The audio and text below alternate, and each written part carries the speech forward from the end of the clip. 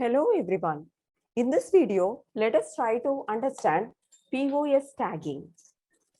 So you may be wondering, what is this POS basically? Yeah, we have studied this in school and we call it as parts of speech. I hope now you remember that, right? So what is parts of speech and why should we understand that? Okay, so let me tell you that we are basically doing natural language processing, which is completely related to what is that unstructured data, right? So which is completely related to unstructured data, right?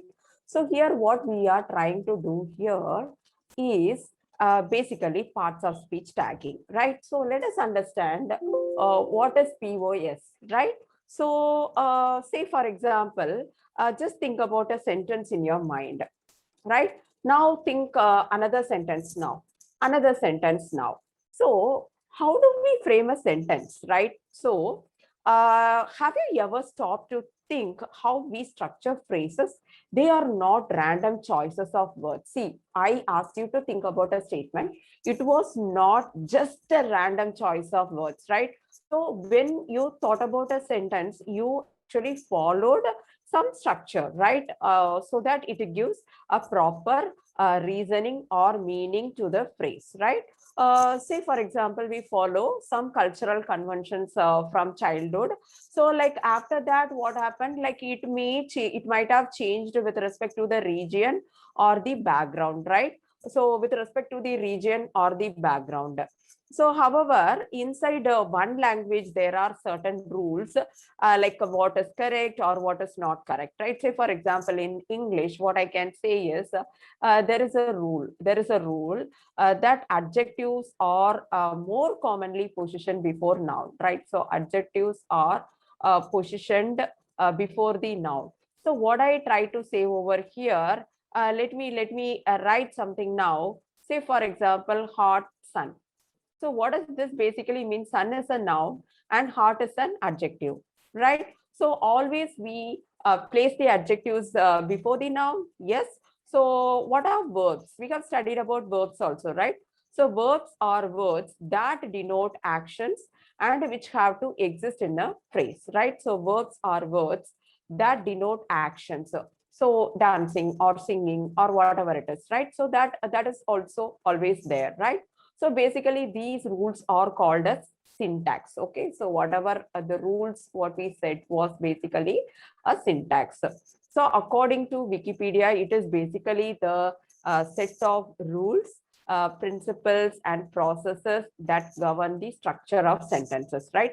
So now, if you are wondering, a grammar. So what is meant by grammar? Grammar is basically which is equal to no syntax plus phonology, right? Plus morphology, like so syntax plus phonology plus morphology, right? So these contains all the types of important rules of a written language, right? So let us try to understand this. Say, for example, if we have to, so now let me tell you what is parts of speech, right? So part of speech tagging is the process of assigning different labels known as POS tags to the words in a sentence. So that tells us about the part of speech of the word, right? So there are basically two types of POS tag. One is universal tag and another one is detailed POS tags that we will see. So I'm here again and again saying about syntax, right? So what is meant by syntax? Syntax is nothing but it is a set of rules, it is a set of principles and processes that govern the structure of sentences in a given language, and it is usually including word order, right? So like for example, to better be able to predict these rules, it is being defined that like words belong to classes according to the rule they assume in the phrase, right? So these roles are the things called parts of speech. So there could be number of distinct roles that may vary from school to school. So there are, say, for example, most of the times we give importance to those 8 rules. Basically, that is what we have studied in the school, right? So that we will see. So parts of speech tags have a large number of applications because in case if you study something, you should know why I am studying it, why I am studying it. and what is the purpose of it, right? So why is it really required? It is really required for text cleaning, feature engineering task, and the third one is about word sense disambiguation, right? So text cleaning, feature engineering task, word sense disambiguation. So let us try to analyze two sentences now. So the first sentence is like, please book my flight for New York. And the second sentence is that I like to read a book on New York, right? So sentence one, please book my flight for New York. And the second sentence is that I like to read a book on New York, right? So here again, you can see that book and book. Do you think that both are same meanings? So this is what I was telling about this word sense ambiguities, right? So here it is saying that please book my flight. But this is basically a book. A book in the sense it is going to be noun. This is basically a verb, right? So based upon the sentences, it is basically changing, right? So this is why we are giving more importance to the syntax, right? Hope this is clear, right? Now let us understand, just like that, I wanted to show you like what are these parts of speech and all. You can see that basically an adjective, adverb, article, pronoun, conjunction, noun, preposition, and verb, right? So let us try to understand what is that, right? So when we talk about adjective, it could be something like a beautiful, a green, wonderful, awesome, right? So, right, so this is basically adjective. And when we talk about the adverb, it could be like hardly, above, soon, sorry, soon, which is basically explaining about the verb, right? So the next one is about article. Article means and the, right? So the next one is about pronoun.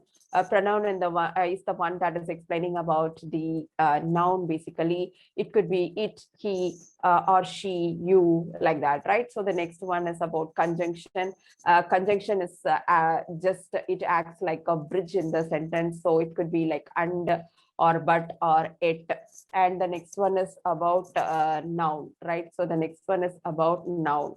What is noun in the sense, like I can say that it could be anything like a cat, apple, guitar, violin, or it could be spoon, something like that, right? So the next one is about preposition. Preposition is nothing but to, with, in, and all, right? So the next one is about verb. Verb we know, right? So what is basically the verb, right? Working, stood, ran. So all these things are basically verb, right? So now let us try to understand the methods of POS tagging. So before that, let me tell you, like when you consider NLP, it is also common to consider there are some other classes like determiners, numerals, right?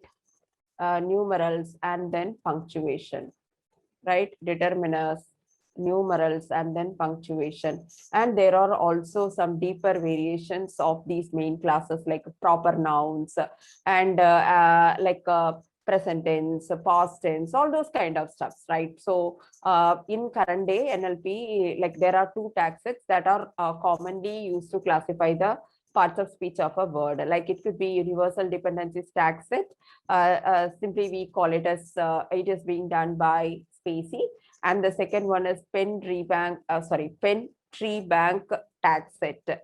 So that is being used by NLTK, right? So ultimately, what POS tagging means is assigning the correct POS tag to each word in a sentence, right?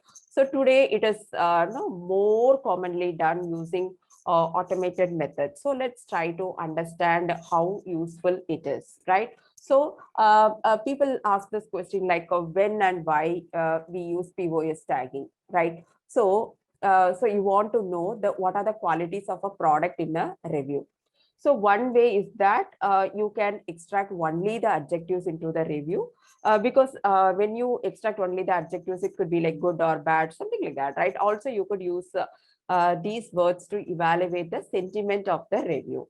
right? So this is one of the applications of POS tagging, right? And then as mentioned, the POS of a word is important to properly obtain the word's lemma, right? So this is basically the canonical form of a word. So for example, what is the canonical form of living? To live or living, right? So it is basically, it depend upon semantically on the context and syntactically on the POS of living. So if living is an adjective, like in living room, right? So we have base form living. If it is a noun, it could be he does it for living. So, but if it is a verb, he has been living here. It is to live. These are the example, right? So this is where the POS matters. So considering, see, what I try to say over here is when I say living, it could be like a to live, it could be living, it could be living, so it could be adjective, it could be verb, sorry, it could be noun, it could be noun, it could be noun, it could be verb, right? Fine. So considering all these cases, then use POS tagging when there is a need to normalize the text in more intelligent manner, right? So another use is to make some handmade rules for semantic relation extraction, like attempting to find actor, like a noun or proper noun, action, and modifiers based on this POS tags, right? So how it can be done? So now we have to understand how it can be done. So in case if you read out any articles on stemming and you have no experience in the area, then you might be frightened by the idea of creating a huge set of rules to decide whether a word is this or that POS, right? So while so sometimes like let me explain this way. Basically, like I'm saying that we have to do POS tagging basically to do certain tasks like sentiment analysis or whatever it is, right? So in this case, there may be a question like how we can do this POS tagging.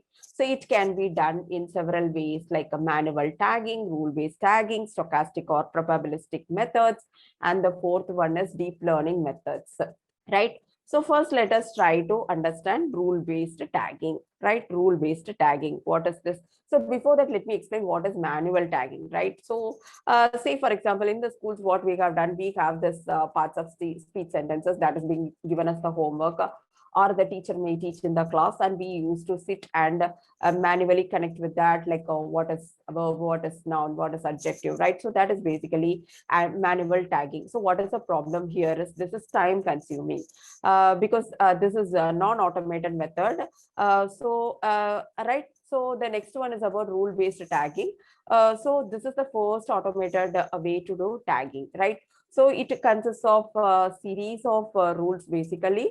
So it can be done by a specialist and it can easily get complicated, right? So here here if you look into this, this basically use dictionary or lexicon for getting possible tags, okay, for tagging each word. So if the word has more than one possible tag, then rule-based taggers use handwritten rules to identify the correct tag.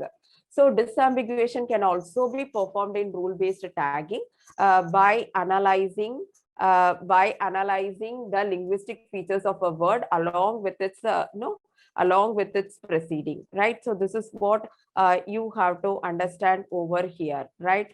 So this is basically the rule-based tagging, right? So we have seen basically the first part about manual tagging. Now we are trying to understand what is this rule-based tagging, right? So the next one is about stochastic POS tagging. So this is basically in stochastic based model. What I can say is it is an automated way to assign a POS to word based on the probability that a word belongs to a particular tag, or it could be based on the probability of a word being a tag based on a sequence of preceding or succeeding words, right? So these are preferred, most used and most successful methods so far, right? So they are actually also the simple one to implement. So again, here there could be two types. One is automated probabilistic methods, discriminative probabilistic classifier like logistic regression, SVM, conditional random field. And the next one is generative probabilistic classifiers. So the examples are naive Bayes, hidden Markov models, etc. Right? So the properties of stochastic POS tagging is these taggers are knowledge-driven taggers. The rules in rule-based POS tagging are built manually, and here the information is coded in the form of rules.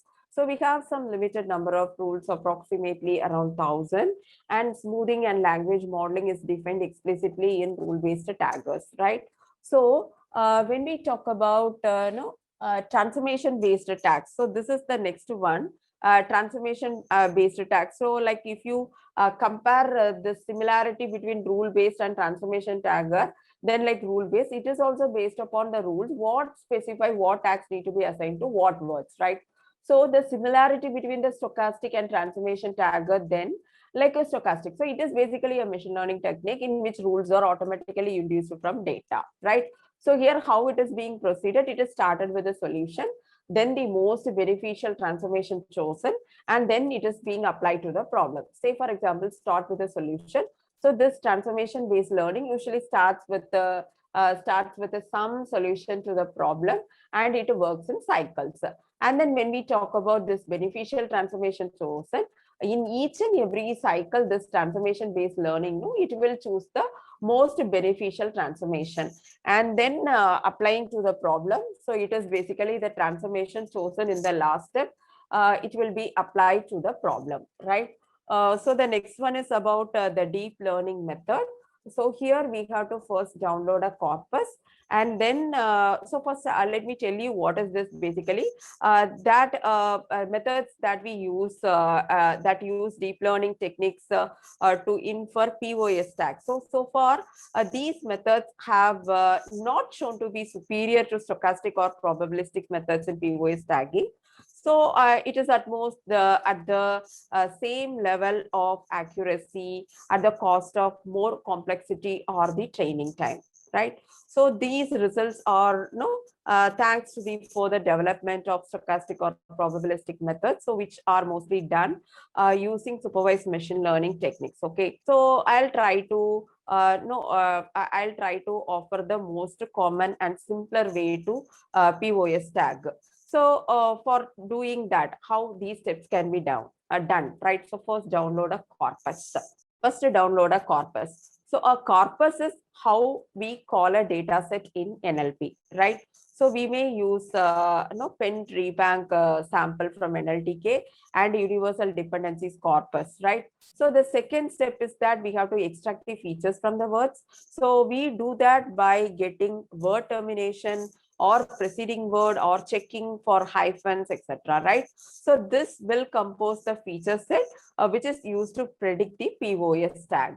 Then the third step is that we load and train a machine learning algorithm. We will use a conditional random field so that it is compatible with the sklearn. So the most used machine learning module in Python. Then we test the trained models. Then we check the F1 scores for each one. So we actually provide a way to test the models in a more practical manner, right? Then we save the models to be able to use them in our algorithm, right? So the next one is about POS tag, right? So again, the same point, we are going to understand this in detail basically. So the first type of grammar is constituency grammar.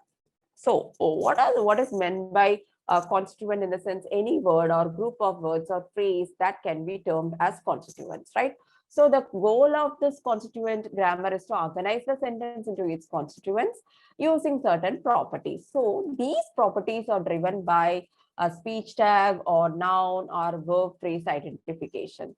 Say, for example, constituency grammar can define any sentence that can be organized into three constituents like subject, context, or object, right? Clear with that, right? So say, for example, constituency grammar can define that any sentence can be organized into three constituents. This is being really important to understand a subject, context, or an object, right? So these constituents can take different values, and accordingly it can take different sentences, right? So the cats, the dogs, see, let me tell you what that mean basically. So when I say that the cats, and I'm saying that are running, and then I'm writing in the park. Okay, so let us try to understand basically. This is being the subject, and this I can say that this could be the context, and this is the object, right? So another way to look at the constituency grammar is to define that in terms of parts of speech tag, say a grammar structure containing a determiner, noun, adjective, verb, preposition, determiner, noun, right? So this corresponds to the same sentence. So like in case if you write the same sentence like the cats are running in the park. So we can say that this is basically noun, right? This is basically the noun, and this running is basically the verb. And here what is happening in the park, right? So in the park is again going to be noun, right? So this is what we are dealing with this, right? So the next one is about dependency grammar. Next one is about the dependency grammar, right? So right. So when we talk about dependency grammar, we can also have different type of grammar. That's basically dependency grammar. Say, for example, in the same dog, we are taking like a barking dog, right? And the dog was modified by barking, as the dependency adjective modifier exists between the two. So basically, what is happening here? Dependency grammar organizes the words of a sentence according to their dependency. So one of the word is taken as a one of the word is being taken as the root, right? One of the word is being taken as the root, and all the other words are directly or indirectly linked to the root using their dependencies, right? So these dependencies represent the relationship among the words in a sentence, right? So it is basically to understand the structure and semantic dependencies between the words, right? We will look into this in detail, right? So now let us try to understand the next one. So when we talk about this parts of speech, like these tags are used in universal dependencies, a project that is developing cross-linguistically consistent tree bank annotation for many languages, right? So these tags are based on the type of word. So example, noun, that's common noun, adjective, adverb, right? Right, fine. And so another way to look at constituency grammar is to define them in terms of parts of speech tag, say a grammar structure containing, as I said, determiner, adjective, verb, preposition, determiner, right? So this is what you can see about this universal POS tags like adjective, adverb, adposition. So I think this is reverse, auxiliary, coordinating conjunction, determiner, interjection, noun, numeral, a particle, and pronoun, a proper noun, punctuation, subordinating conjunction, symbol, verb, and others, right? So when we talk about this detailed POS tags, so here these are the result of division of universal POS tags into various tags like NNS for common plural noun and NN for the singular common noun compared to noun for common nouns in English, right? So these tags are language specific, right? Fine. So now we understand that why we study about POS tags basically, and we also know what is POS tagging and how POS tagging is being done, right? So let me show some examples. Like, so you can look into this above example, it, right? So PRON, took, verb, me, pronoun, more, adjective, than SCONJ, to NUM. NUM means it is basically a number, numerical, right? So has, noun, and to is particle, translate, verb, right? So these all things are given. So the next one is about dependency parsing. So what is this dependency parsing? It is the process of analyzing the grammatical structure of a sentence based upon the dependencies between the words in the sentence. So how can I understand this? In dependency parsing, there are various tags that represent the relationship between two words in a sentence, right? So these tags are dependency tag. Say, for example, in the phrase, rainy weather, right? A rainy weather. Here the word rainy modifies the meaning of a noun weather, right? So therefore, a dependency exists from the weather, rainy in which a weather acts as the head and the rainy acts as dependent or child. So this dependency is represented as AMOD tag, which stands for the adjectival modifier, right? So how we can understand this is, see, there could be many exist. See, when we talk about rainy and weather, we could see some dependency, right? So similar to this, there exists many dependency among words in a sentence, but what you have to note down is a dependency involves only two words, in which one acts as the head and the other acts as the child. So as of now, there are 37 universal dependency relations, right? Like how to write down in the sentence, like import spacey. So NLP equal to spacey dot load, and text is equal to then for token in NLP, and then here I have written. So basically I can use spacey for this, right? So if you look into this one, what you can see is like a dip underscore, right? So this returns the dependency tag for a word, and the head dot text returns the respective head word, right? So if you notice here in the in this basically the word, so in case if I give a word took over here, it has a dependency tag of root. So this tag is assigned to the word in which it acts as a head in some head of many words in a sentence, but it is not a child of any other word, right? So generally it is basically the main verb of a sentence to, you know, similar to took in this case, right? So the next one is about dependency parsing. Like here you can see some arrows, right? So basically these arrows represent the dependency between two words, in which the word at the arrowhead is the child, right? So this is the child, and the word at the end of the arrow is head, right? Arrowhead is basically the child and this one, right? So the root word can act as the head of multiple words in a sentence, but it's not a child of any other word.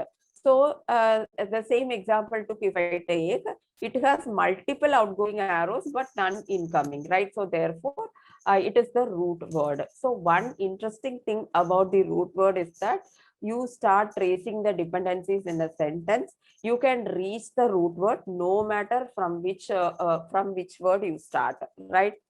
So the next one is there actually the constituency parsing. That is the process of analyzing the sentences by breaking it into sub phrases, also known as constituents, right? So let me give you a small introduction about that also. This may be looking like this, right? So when we talk about this one, so you could have seen some features like this, right? Say for example, it's going to be like okay, let me tell you. So it's going to be like NP, right? You might have seen this in the internet, basically PRP, and this is going to be it. So in case, so here the words of the sentence, so here you can see that, say for example, here the first one I have written it, right? So here the POS tag for this it is basically PRP, right? So let me tell you, see what I am trying to say here is, okay, I have written NP, that is nothing but noun phrase, and VP if I write, that is verb phrase, right? So these are basically the constituent tags. So here how it will be taken is each sentence is taken and it is assigned to certain phrasing, right? So that is basically constituent phrasing, right? So we will be studying all these stuffs in detail in the practical session. Right, hope this video in this lecture I have explained clearly about parts of speech. So some introduction part we have got. So I guess you enjoy the lecture. Thank you.